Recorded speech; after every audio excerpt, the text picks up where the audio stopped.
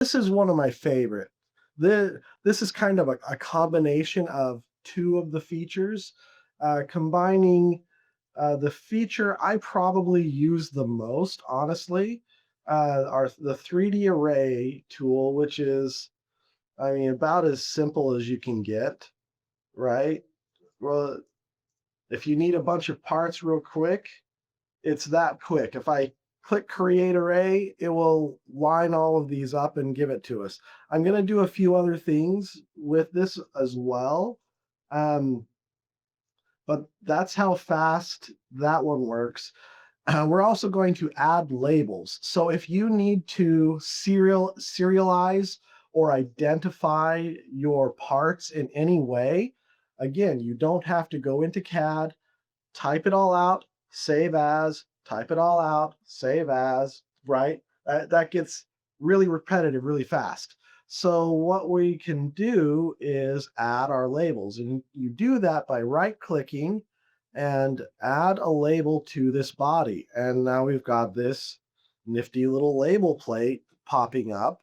We can select whatever space we want that to go onto, wherever it's going to fit.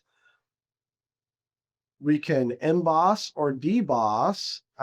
Generally, I prefer embossing. I think it works a little better. It looks a little better most of the time. And we can say hello or whatever on this. It happens to pop up just right in the middle, so I'll move my file. We can change the font size. I guess it's before we type. We can change our sizes. There are a few uh, fonts we can do, but where this really, really shines is under templates. We can create a template, and it can be as simple as bracket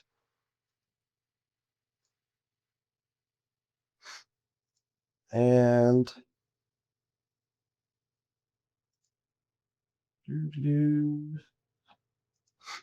and then a part name. That one's going to be a little long. Let me fix that. Bracket, a number, and when we insert that, this will now serialize it for us. Save that. That's applied to our template. There we go. We see our numbering there. Now, here's the fun part. When we apply this with our 3D array, the same way we did before, now each item has a unique number to it. So very easy to serialize. We can even go into the label, the template, and if we're creating another batch, one of the parameters is to say where we need to start from. So our next batch, we can start on the next set of numbers to it. So you don't even have to start back at zero. You don't have to do them all in one build. You can set up the templates with a lot of good information and print unique identifiers in a matter of seconds.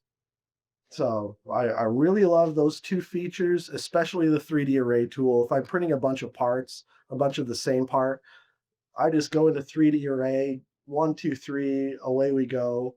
And you can even stack them in Z. You can even stack them up, which is very useful if you're running a long project, a lot of parts over a weekend or something.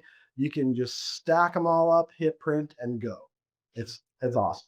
So And Joseph, the people who are really benefiting from this kind of labeling workflow are going to be like internal service bureaus. Let's say you are centrally located within your company, very large company. There are multiple departments that are utilizing the 3D printers for various reasons, whether it's prototyping or tooling or jigs and fixtures.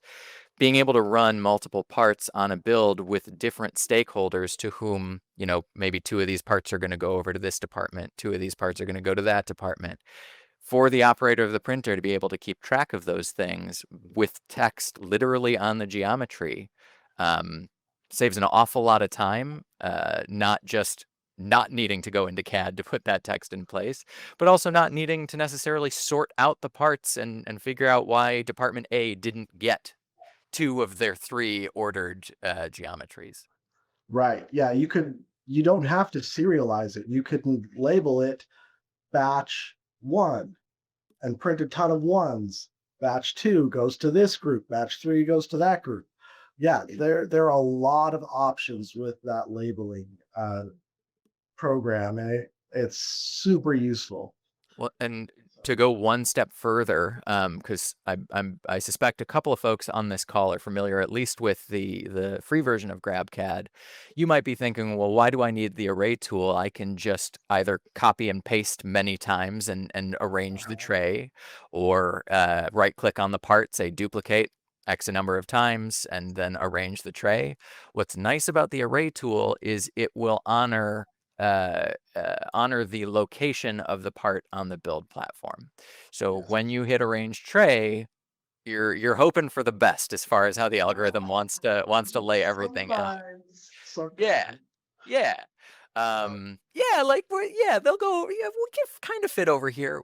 What's nice they about always put it in the middle too, Right, right? right. So, Yeah. what's nice about Array is it's a very predictable algorithm, and like you said, Joseph, to be able to stack in the Z can oftentimes save an awful lot of labor time. Let's say you wanted to print parts over the weekend. Mhm. Stratasys machines can obviously run lights out for a long time.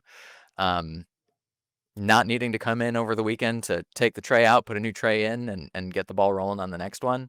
Well, now Yeah. I can spend the whole weekend sitting out on my porch and shouting at squirrels or, whatever I typically do on the weekend. Whatever your hobbies are, Hey, that's up to you, man. yeah, man.